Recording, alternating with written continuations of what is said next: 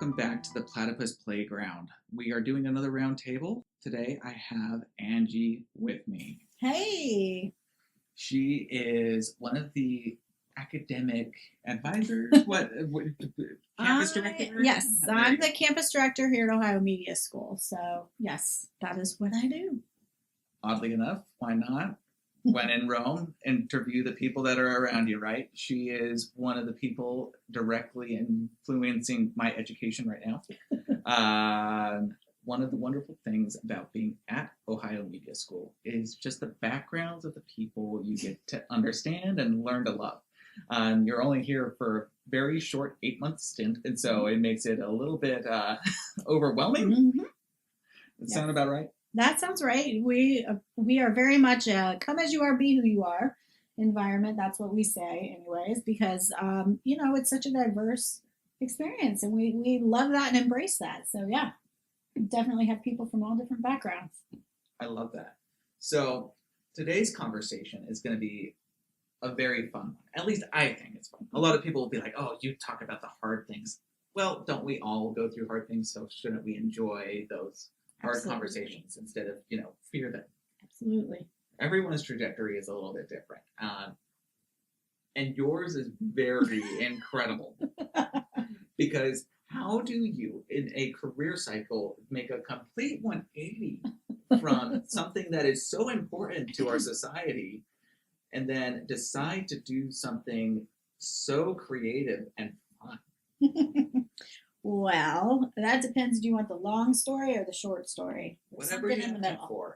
Whatever you have time for. Okay, so my career path, absolutely, Nate, what you said is correct. I have found that when I was in college, I thought it was pretty much choose your major, you get a career, and that's what you do. Boy, was I wrong. So I was the kid in college who did not have a major and sat down my junior year and was told you have to choose something.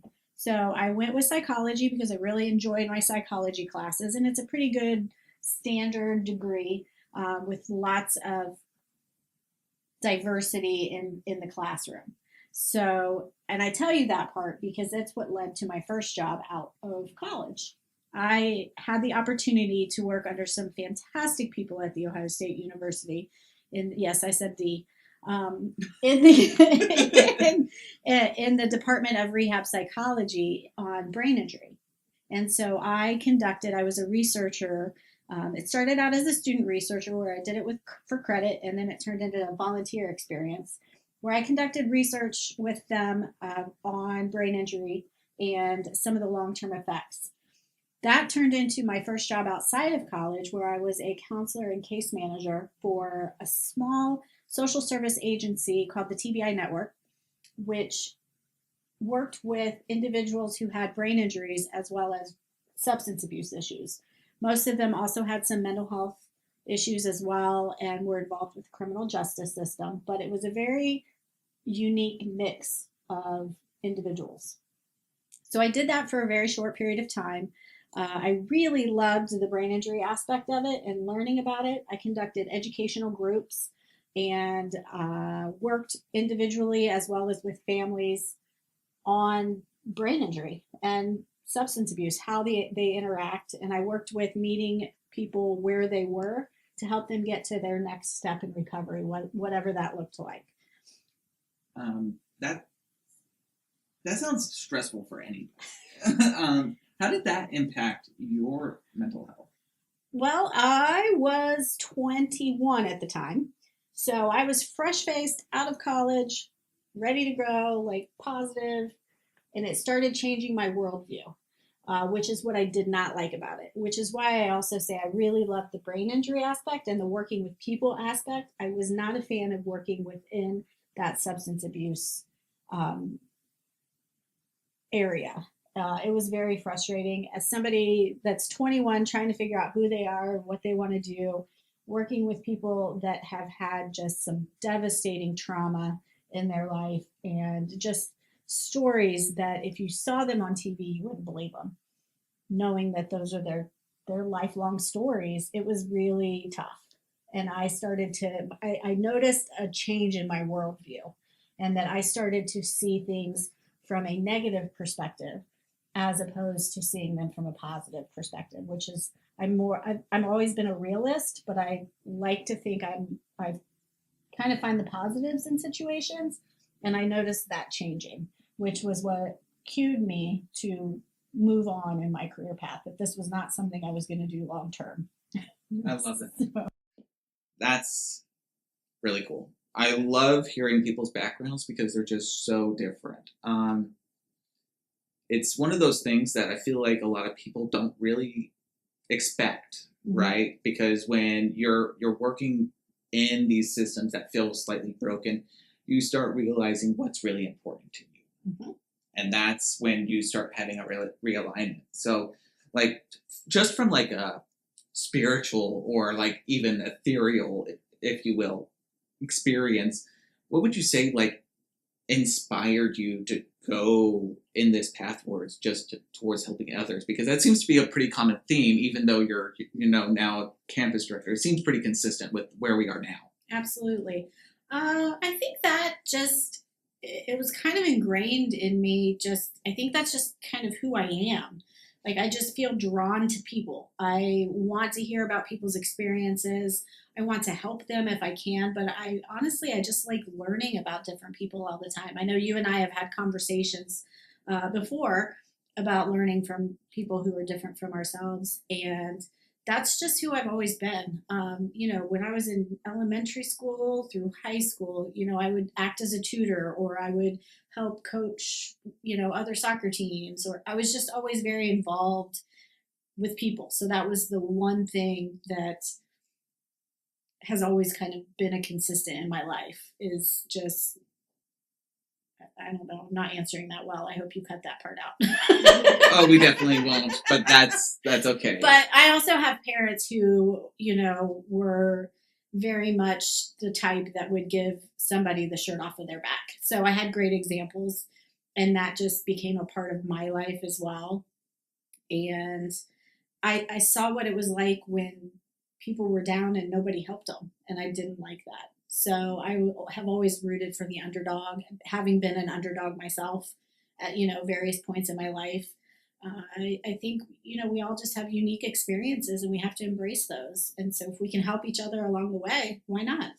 Not to derail the conversation too much, but just being a part of that, like, and I'm going to pull the inner psychologist of my soul out.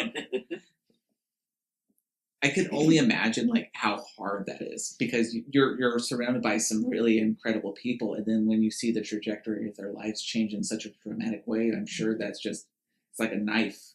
It's tough. When I was working with those who had substance abuse disorders, nobody chooses that life. That's not something that they want to do. Nobody sets out and says, I'm going to smoke crack and become an addict and lose my home and do all of these things. But we all have traumas in our lives, and we all find ways of coping. And that just happens to be the way some people cope. And they don't do it intending to set out and become an addict, but people find their coping mechanisms, and they find their drugs of choice for a reason, because that's what helps numb their pain or distract them from their pain and helps them survive, which is weird to say, because how does addiction help somebody survive when it's taking their life at the same time? But that's truly what it is from a mental health standpoint. People reach out or start using substances to deal with the trauma that they have. And if you can help them figure out a way to find another way to deal with their trauma, then why not do it? Does that? Yeah, no, I love that. I love that. So do you think that working with individuals and getting to hear their stories helps you in a way feel enlightened or energized? Absolutely. Absolutely. Some of the best conversations I've had have been with people from completely different backgrounds from myself.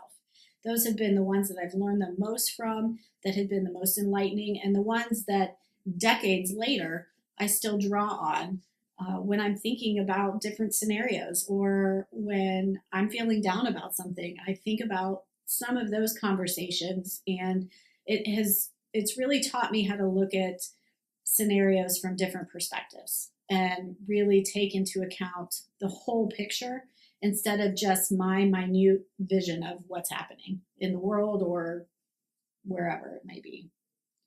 I'm not gonna lie. The first time I met you, I think I was like 2 weeks into the program. I had no idea who the campus director was. I knew who my academic advisor was. I knew that individual, but I did not know you. Uh-huh. And so when I met you and everyone's knowing my name, I'm like, what on earth is happening? What is happening in my life where I'm actually getting to know these people?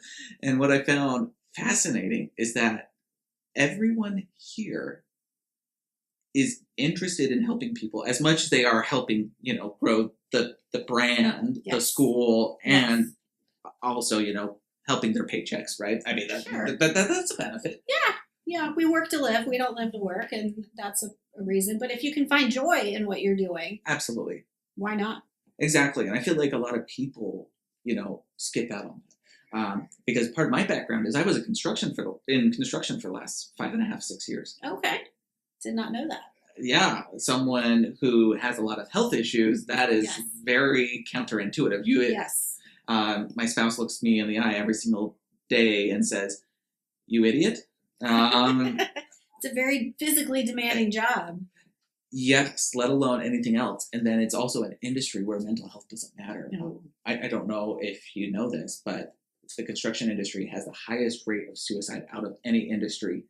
People used to think that would be lawyers or maybe legal officials. I think it was dentists that I always heard for some reason. Dentists. I don't know. I don't know if that's true. Dentists, but yeah, out of the construction industry, the highest rate of suicide in the construction industry itself is electricians, believe it or not. Wow. And that was the industry I was a part of.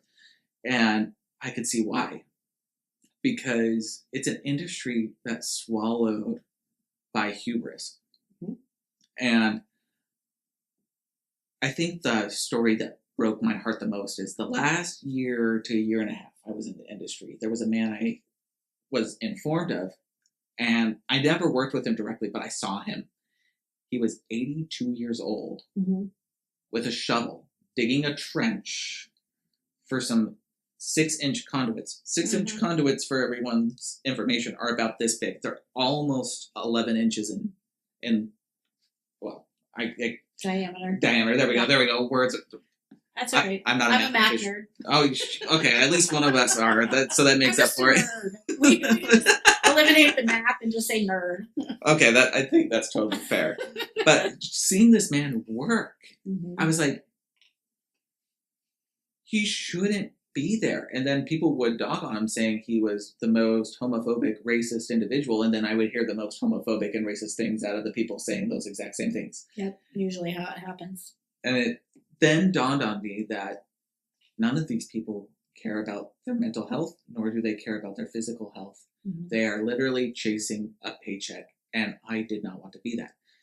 Which is crazy because that last year I was in the industry, I made over $80,000. Oh, wow. Wow. And that's why people chase the paycheck. Exactly. That right there. I mean, and then after taxes, I lost half of it because a lot of that is overtime. And a lot of these companies, because they're so desperate for people, they'll offer something called incentive pay. And so you'll have incentive pay plus time and a half plus your regular wage. And then by the time you get your final paycheck, you're like, oh yeah, I made $6,000 this month. But then you didn't realize how much time you wasted, how sick you were, how sad you are, how tired and sore you are. You want to work on your own house. You want to work on building your own life, and you never have time to do it. Yep. I was working 12-hour days. Absolutely. I was a quality control inspector, meaning that I would go out and inspect other electricians' work prior to having a individual from the state coming out and inspecting the work. And so basically I'm like trying to prevent, us paying additional fees to the state. And it was interesting because at the time I was 28 when I got this position. And I remember walking around and people were like, why is your attention to detail so high? I'm like, I don't know. I don't know if it's my autistic brain. I don't know if it's the ADHD. I don't know if it's because I don't care what other people think anymore. because that used to be a huge problem, right? Mm-hmm. It's the idea of the false self and the true self. Absolutely. But especially as a young person. oh yeah, yeah.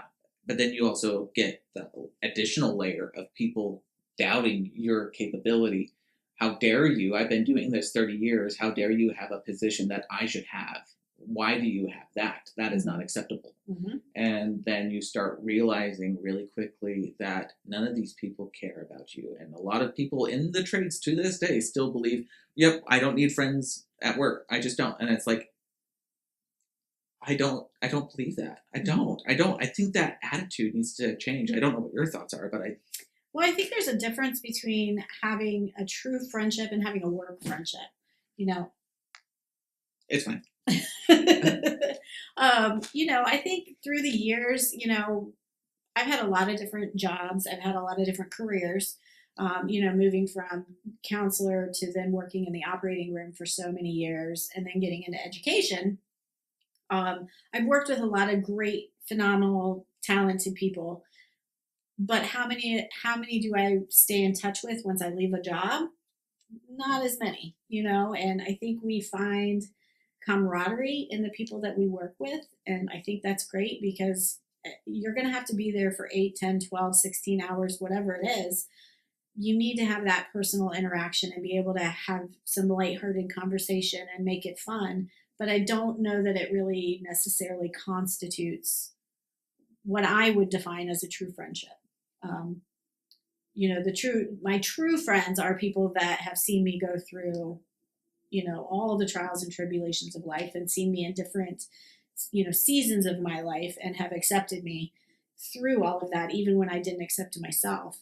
And so I don't know that I would have that same, while I know that I don't have that same vulnerability with people at work, but I certainly have people I would call work friends, because we don't say they're my work, sort of friend. Yeah. I definitely have work friends, but I think as we move through our career cycles and move from one thing to the next, I don't know that they are necessarily lifelong friends. They're there for a season. No, and I think that's true because a lot of people will tell you that friends come and go, and you choose your family. And I think both things are true. You spend more time with the people you work with than you do your own spouse, your own children. And I think that leads to a huge mental health crisis, not just for the children that are involved and impacted, but the individuals who matter the most, ourselves. Mm-hmm. And a lot of people will say, well, I have to take care of my kids first. But how can you take care of your kids first if your mental stability is in question, your fatigue is through the roof, you're having premature joint failure when you shouldn't be, you haven't been able to go see a dentist, and now you need dentures well before you're 80. Mm-hmm. Yeah, I mean, everything. I don't think people realize how much stress will impact your well-being, not just your mental health, but your physical health and just everything. And so when going back to the idea of friendships, we absolutely need to have people at work who are supportive of us, who we can vent to, who we can lean on when, the boss man comes down with something that we don't like. You have to have that camaraderie with your coworkers for sure. And you have to find that support. And unfortunately, I think things are better than they were forever ago. I think when I was talking about my first job right out of college, keep in mind 9/11 happened while I was working at that position. That's horrendous. So, Yeah. And even though we were a social service agency and we worked with mental health, there still was a huge stigma around that. And I think that in the last I would say in the last 25 years, we've come a long way, leaps and bounds. We have a long way to go, but just being able to speak openly and have a podcast to talk about mental health is a huge step in the right direction. Well, and I don't think people talk about this stuff in a very healthy way. A lot of people will talk about this from a very clinical point of view, or whether you're right or wrong. And, I've always believed that therapy is a tool. It doesn't mean you're weak. Not at all. I think everybody should have a therapist on speed dial. No, they should. They really should. We do. Because your spouse is your best friend. Your husband, wife, whatever, they're your best friend. And when you're struggling, you should be vulnerable enough to tell them. But the reality is that a lot of people are like, well, why would I tell them that I have this medical condition? Because it impacts them. Mm-hmm. Not just how they see you, but how they might be able to interact you or support you in the future. Absolutely.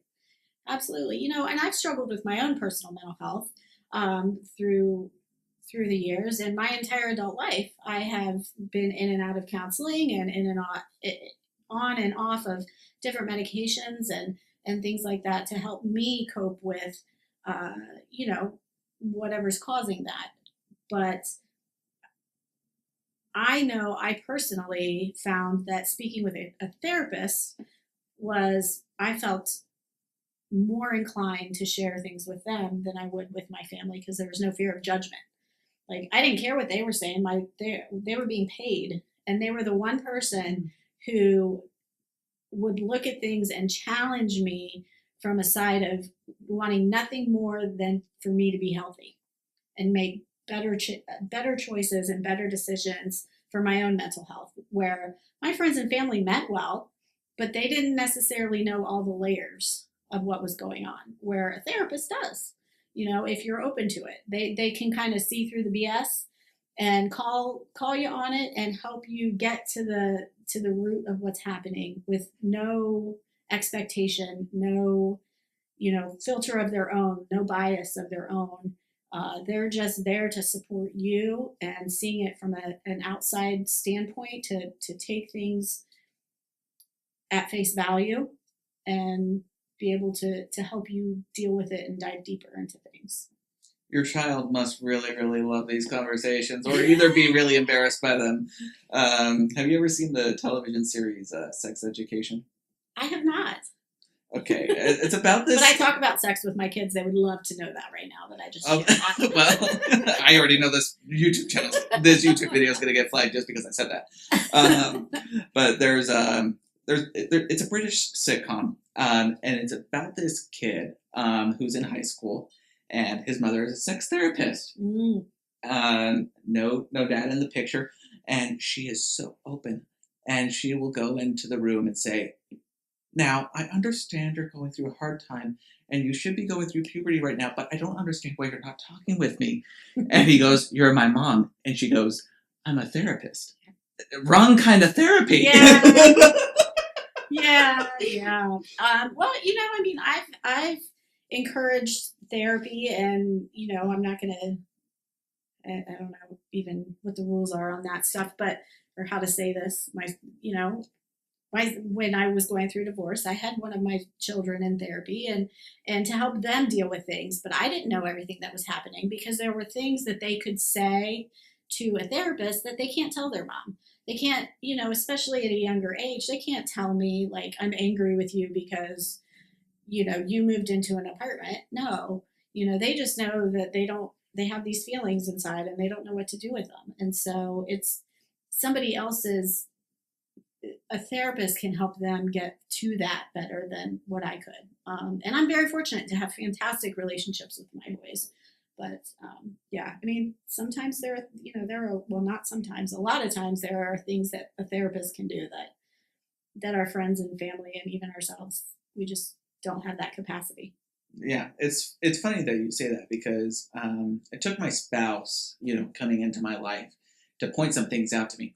But as time has gone on, he'll be like,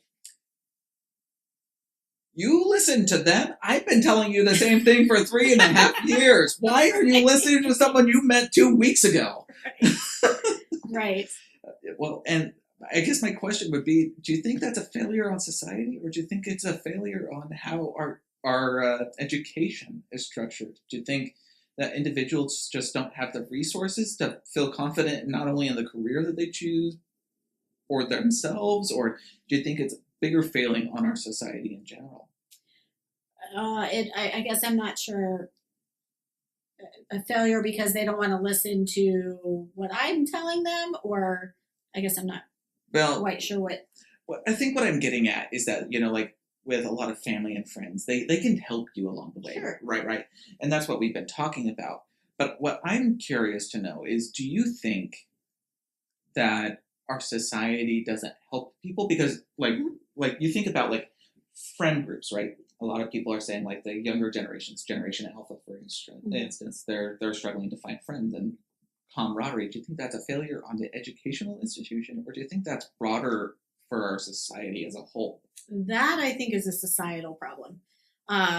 If I was going to look at it from the 10,000 mile viewpoint, as they say, I think technology has a lot to do with it. Our kids have their devices in their faces all the time. And if you allow them to just do that and not force them to interact with you or encourage them to interact with people, they don't learn those skills. So they don't know how to make friends. They don't know what it looks like to be a good friend because all they know is what they see on a screen.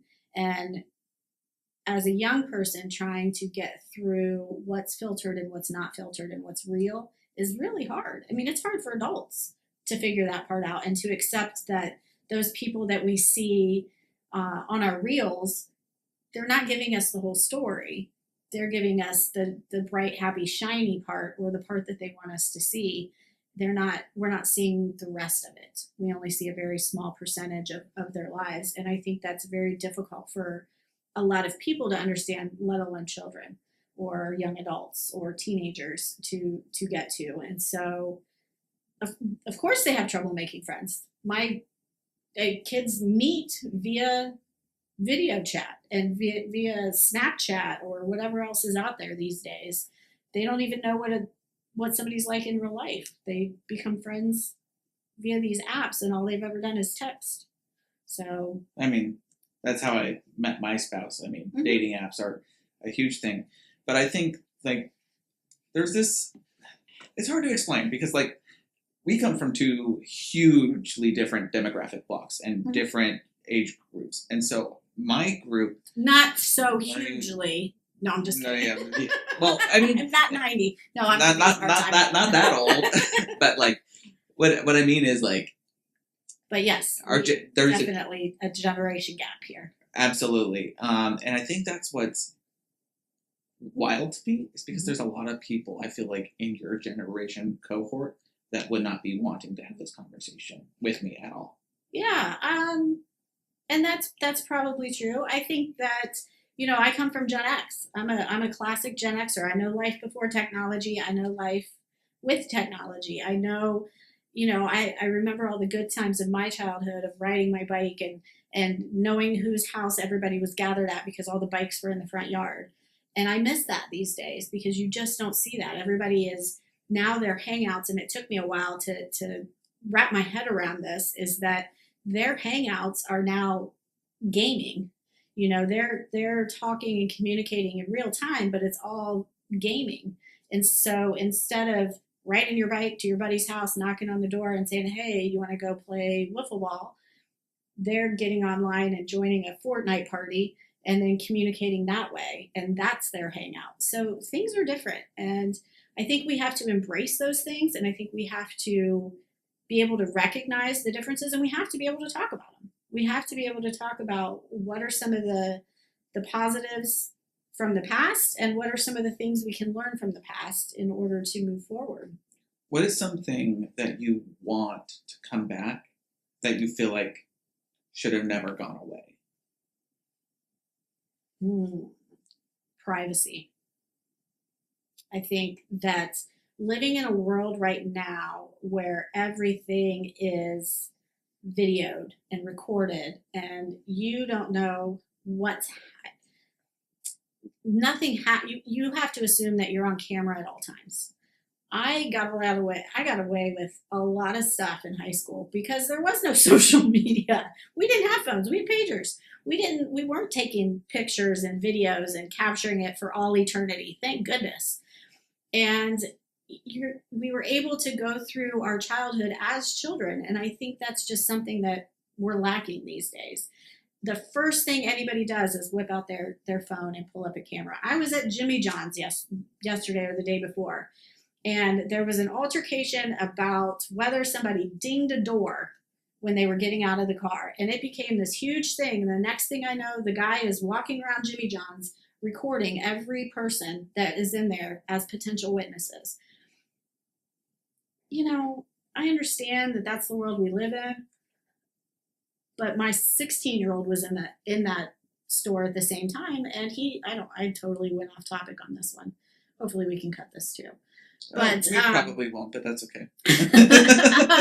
My 16-year-old was in there too, and it's like there's just no boundaries. There's no concept of privacy or you know, sometimes things happen and they don't have to be captured on video. It's an amazing concept.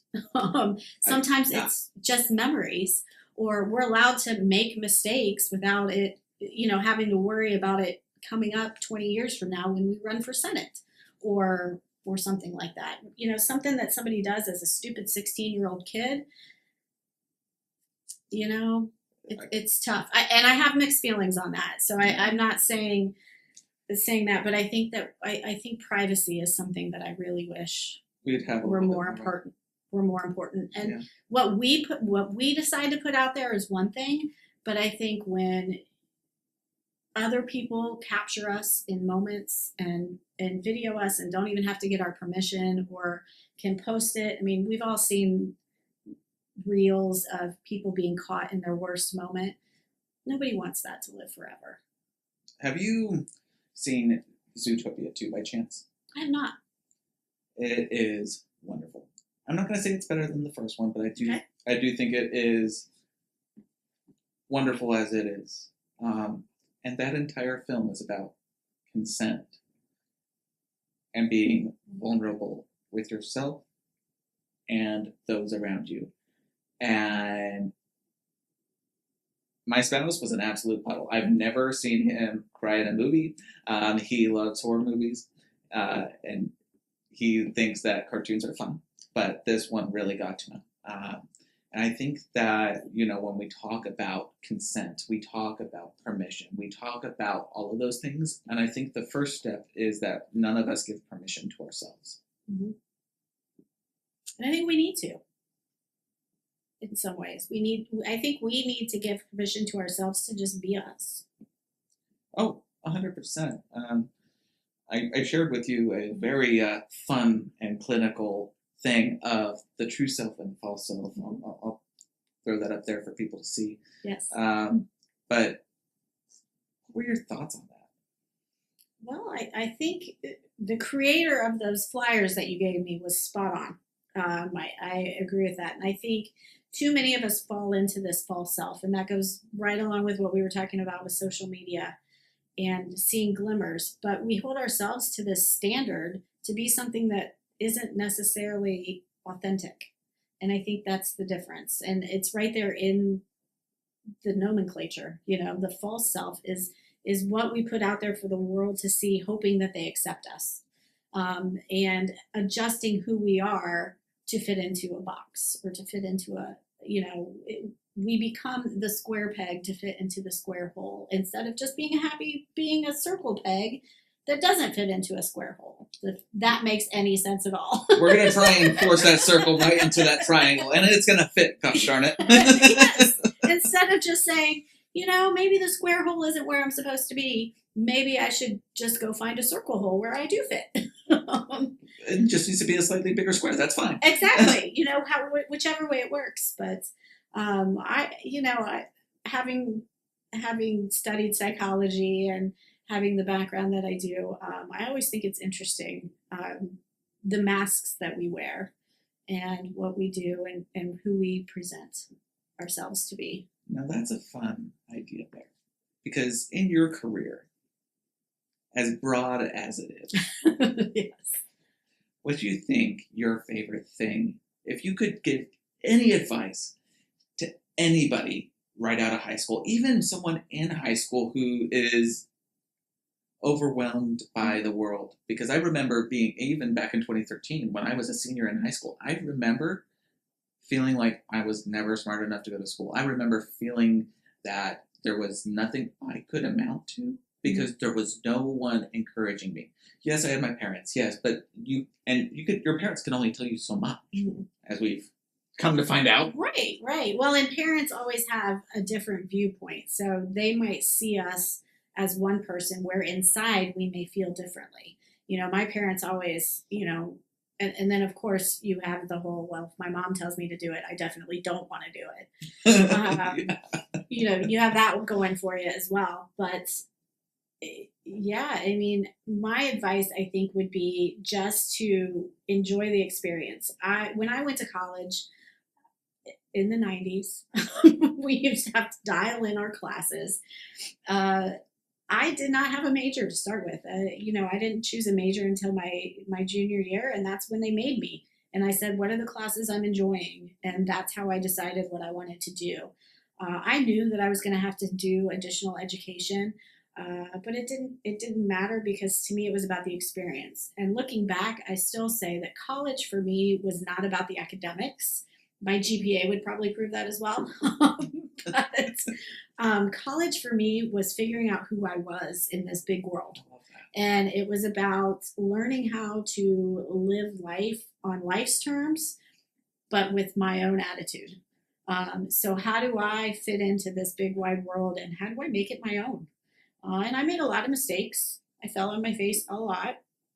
And I graduated with a degree. My mom always said, you have a BS in BS. Like, we didn't know you could do that already. Because I used what I had learned in psychology to spit things at people. And, it's all about learning about the human mind and behavior. And so it was something that came very naturally to me. So when I would, go off on a tangent, everybody was like, yeah, well, we already knew you could do that. You didn't have to go to school to figure that out. But to me, it wasn't about the classes. It was about the environment. It was about the life experience that came along with the college experience that was important to me. Being the director of OMS, do you think that accessibility is an issue, especially to creative fields? I would say yes. I think accessibility is an issue just all the way around. There are definitely underserved, populations, and there are definitely people who education beyond high school is not reachable, despite everything that has been tried and some of the resources out there. Sometimes it's just a reach, whether it's because of finances or because of life situations. I think it is difficult, but especially as creatives, and that's one of the reasons that I love Ohio Media School is that we embrace the diversity. We embrace the fact that not everybody learns by reading a book, studying, taking a test, and performing well. I was fortunate that I've always been a good test taker, so I did really well in academia. But if you put me in a hands-on environment like this and say, here, do this, I would learn that way, but that's not necessarily how I learn best. And people with a creative mindset learn best by doing. And they have so many different ideas. So show them how, and then they take their ideas and they put them out there for the world to see. And I think that is a niche that we have here. And I think it's really, really important because the world is not about memorization and whether you can take a test. The world is about whether you can do. And that's what we teach. And that's what I love about this place is because you don't have to have been the valedictorian in your high school. You don't have to be a good test taker. You just have to come with your ideas and an openness and willingness to learn and then make it your own. I mean, I write in cursive and can't do my multiplication tables, and they don't even teach cursive anymore. Facts. Yeah. But I think the reason why I picked up cursive was because I could make it mine. Mm-hmm. Yep. It was a way I could create something Interesting in a world that was so strictly controlled. I've often dreamt of what a world would be like if we could change education for everybody. Because I think in a perfect world, you would learn at your own pace. In a perfect world, you would learn what works for your mind. You would learn the things that are important to you that could further your ambitions as you become an adult. Mm-hmm. because like there's a lot of creative people out there, but they take these art classes and they're told, yep, this is never going to be a career. Go ahead, go enjoy that pottery class. But they're one of the best artists you've ever seen, and then they become a lawyer, and you're like, excuse me? Yeah. Well, and you can make a career out of anything. I mean, if you Yes. have a passion for something, then you can turn it into a career. Does it mean that you're going to be a six-figure earner on Wall Street, or that you're going to be winning the Nobel Peace Prize or something? No, but that's not everybody's path. Everybody has their own path. For instance, for me, my goal is that when I retire, actually when my kids graduate high school, because retirement is no longer going to be an option for me, my goal is to live in a converted school bus and travel the country. I don't want the big mansion. I don't want the picket fence and all of that. I don't even want to be stuck in one place for any longer than I want to be there. But that's been my ideal since I was 18 years old, or even younger when I was in high school. That's been something that has been a goal for me. Why I didn't do it when I was younger, I don't know. It wasn't a thing then. And I felt like I was supposed to go to college, so I went to college. But I think we have to get out of the habit of expecting everybody to have the same standard of success, because not everybody does. For some people, living in a McMansion is success. But for others, having a family and being able to put food on the table, that is what they need in their life. For people like me, simplicity and joy, travel and new experience is success for me. So we all have our own definitions, and I think that's one of the things about this school is that you get to define your own success, because what you do with the tools that you learn here, what you make of that, it's up to you how you use it to meet your own goals and be successful.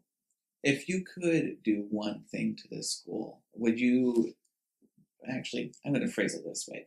Would you rather have like a formal associate's degree or something associated with a school, or would you rather have it still maintain its certificate based structure? So, and this is where I put in the disclaimer of these are my views and my views alone, and not the views of Beyond Air Network or the Ohio Media School. Okay, That's where that little disclaimer comes in. I like that we are not a degree program. We have a degree track. We have a pathway for those who want the associate's degree. We do have a pathway through for them to earn that degree, and I think that is fantastic. But I think these days, being able to go in, take the course of study that you're most interested in, learn that part of it, and then go out in the world and do your thing, I think is amazing. And I think it's something that more people should be able to take advantage of. If I had it to do all over again, I probably would have done community college at first rather than just going to a university. One, I wouldn't still be paying on my student loans, but I think there's a lot of value in finding joy in your work, and that happens not by necessarily meeting a bunch of general education requirements. It happens by taking the courses that are interesting to you. It happens by putting your hands on things and doing what you love. I love that. I think that this conversation has been very important for two reasons. Usually on my YouTube channel, I like to talk about what impacts me directly. And I used to do these talking head videos where I would bring up statistics and I would talk about industry. I would talk about things that I was a part of. But I think what really has gotten me interested in people like you or what others have to say, especially in the last podcast I hosted, is that everyone's journey is so different. And when we truly embrace the true self, that's when we become free. Mm-hmm. And the only person that can really unleash that is ourselves. Absolutely. Absolutely. We have to become comfortable with ourselves and be able to just be authentic. Do what you feel in your heart, and that's all you have to do. That's how you'll find joy. That's what I think, anyways. And I think the future is going to be very interesting because Yes. I don't think the future is going to be the way we see it today. I don't think people are long to be employed. I really don't believe so.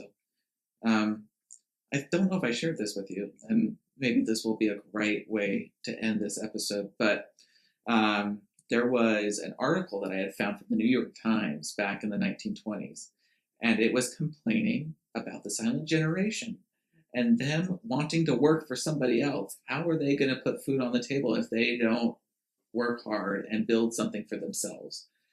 What are the boomers saying now? The exact Boomers, yeah, they're- that's pretty much what they're saying now too. Is yeah. Well, I mean, my dad came from a generation. My dad worked at the same company from the time he was 21 years old until he retired.